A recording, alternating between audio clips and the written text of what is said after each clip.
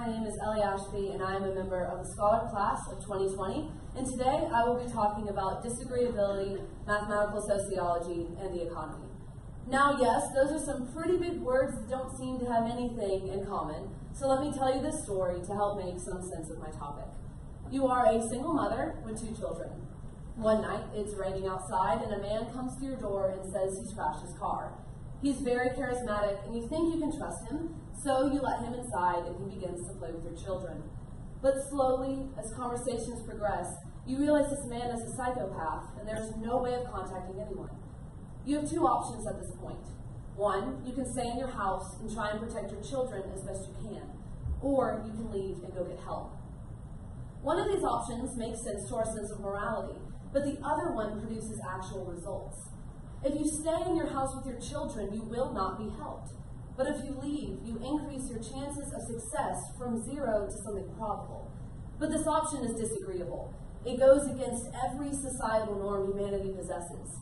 A mother leaving her children? This is unthinkable. This is disagreeable. This is a preface to my topic. It shows that the disagreeable option, though unpopular, is often the one that leads to the most success. It was this story that prompted me to ask, what is the neurology, psychology, and sociology of being disagreeable? And what are the factors that influence and construct it? What is its relationship with mathematical sociology and human behavior? And how does this relationship impact the economy, specifically regards to the workforce and stock market? Psychology is the study of the human mind and human behaviors. There are many personality models like the Enneagram and the 16 personalities test. One such model is the 5-factor model of personality. This test narrows personality into 5 classifications: neuroticism, openness to experience, conscientiousness, extroversion, and agreeableness. Each one is a spectrum. To be on the low end of the agreeableness spectrum is to be disagreeable. Disagreeableness encompasses the behaviors of antagonism, sarcasm, and the instinct to go against the grain, to not care about what people think of you. Mathematical sociology is a bit more complicated. Mathematical sociology takes a societal situation, such as the spreading of a disease or the process of innovation, and places this into a mathematical model with variables. Mathematical sociology and its dynamic models are able to evaluate, determine, and even predict ongoing societal situations, hence the word sociology. The economy is the final piece of this puzzle. Economic thought first arrived during the Enlightenment, developing into different economic theories like laissez-faire economic policies and Marxism. The economy represents one area of life affected by both human behavior and statistical evaluation, making it the perfect place to see how disagreeability and mathematical sociology interact. The first aspect of disagreeability involves looking at the brain to see if there is a correlation between intelligence, creativity, and disagreeability. In several studies evaluating the neuroanatomy of disagreeable minds, it was found disagreeable minds have a thicker prefrontal cortex. Because the prefrontal cortex controls complex cognitive behavior and decision-making, general intelligence is found in correlation with a thicker prefrontal cortex, suggesting that disagreeable people are higher in the area of general intelligence. A similar conclusion can be made in the realm of creativity. The prefrontal cortex is imperative for the expression and creation of novelty, which is the instigation of innovative thought. A thicker prefrontal cortex has been seen in more creative individuals, which again relates to disagreeability. Now, what does math have to do with the evaluation of personality? This is where the Markov chain comes into play. The Markov chain is a subsection of mathematical sociology that allows for the probability of a fluid situation to be determined. This is a Markov chain without all the math. It shows that there are different probabilities between each state or variable. If you are running, you have a 60% chance you'll keep running, a 30% chance you'll go get ice cream, and then a 10% chance you'll go to sleep. The Markov chain is a closed, ongoing system. The Markov chain is also continuous and doesn't have a definite end, making it perfect for the evaluation of social systems, for an infinite number of variables or states can be evaluated. A 2013 study discovered that emotional and psychological transitions, when in a controlled environment, can be analyzed by a complex Markov chain. This allows for the link between human behavior and mathematical sociology to be rendered substantial. This study then used a complex Markov chain to analyze the speech patterns of disagreeable individuals when they were presented with a problem. Disagreeable individuals were found to respond in two ways, by either disclosing their own opinion and then advising the situation at hand, or disclosing their own opinion and then asking a question to the group. Mathematically, this shows the nature of disagreeable individuals to always want to share their own opinion or question the status quo. This connection brings us to the economy, primarily the workforce. Hundreds of companies are using personality tests to better understand their employees and to see what makes the best worker. This idea can be summarized as the maverick worker, someone who is independent and unorthodox in approach and mindset. A 2015 study discovered a correlation between the 5-factor model of personality and the idea of maverickism, finding openness to experience, extroversion, and disagreeableness to be factors indicating a maverick complex. Mavericks were found to achieve best in settings where rules were replaced with goals.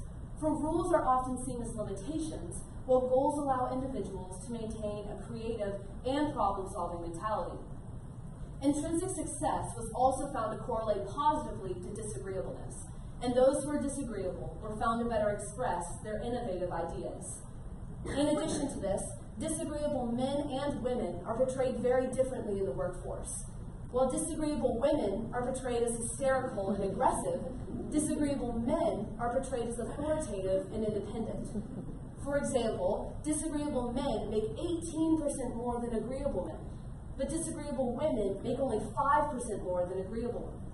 This shows a discrepancy in the way men and women are treated when they are being disagreeable. Disagreeability is also very present in the stock market, though it may not be in the sense you think. This is where disagreeability becomes an instigator of change. The economy is a spectrum, and a spectrum of success correlates with this. Disagreeableness is on the extreme ends of success, with agreeableness sandwiched in the middle.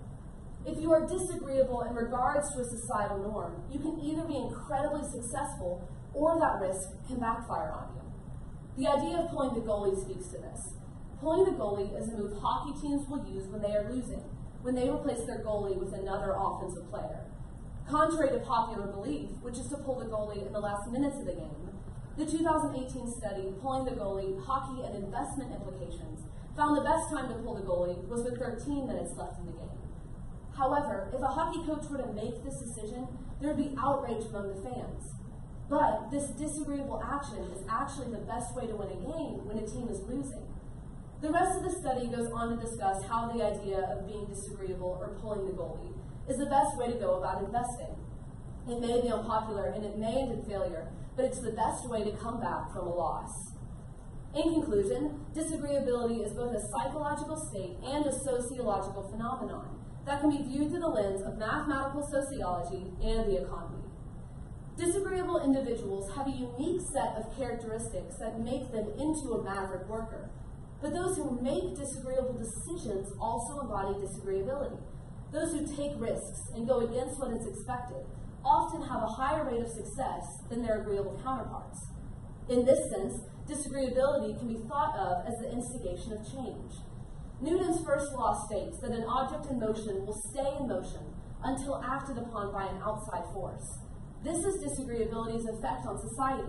Society will continue along its worn path until something or someone disagreeable acts upon it. As all good research leads to further research, the idea of disagreeability prompted me to ask, how did psychological and sociological factors influence the instigation of the Renaissance and Enlightenment and the downfall of the church, which I will research in my free time this spring. Martin Luther proposed religious reformations that offered a disagreeable understanding of the gospel at large, when focused on a more personal relationship with God. In addition to this, the Enlightenment represented the moving away from the church entirely. The church had been the foundation of society for years, so to move towards logic, secular artwork, and science was completely disagreeable. Biblically, I connected this to Matthew 23, verses 27 through 28, which makes the argument for Jesus being a disagreeable figure. The Pharisees and religious officials at the time determined the societal norms, but Jesus made a point to break all of these by talking to tax collectors, prostitutes, and by calling out religious hypocrisy. This leads me to the Knowles and case study I will be looking at this school year. My first knoll is, it is more advantageous for women to be disagreeable in a workplace setting than it is for men, and when presented with an ethical dilemma, Houstonians choose the option that offers the greatest likelihood of a positive outcome rather than the option conforming to societal norms. And finally, my case study will be studying Dr. Brene Brown and her disagreeable theory on vulnerability and courage. Thank you, and are there any questions?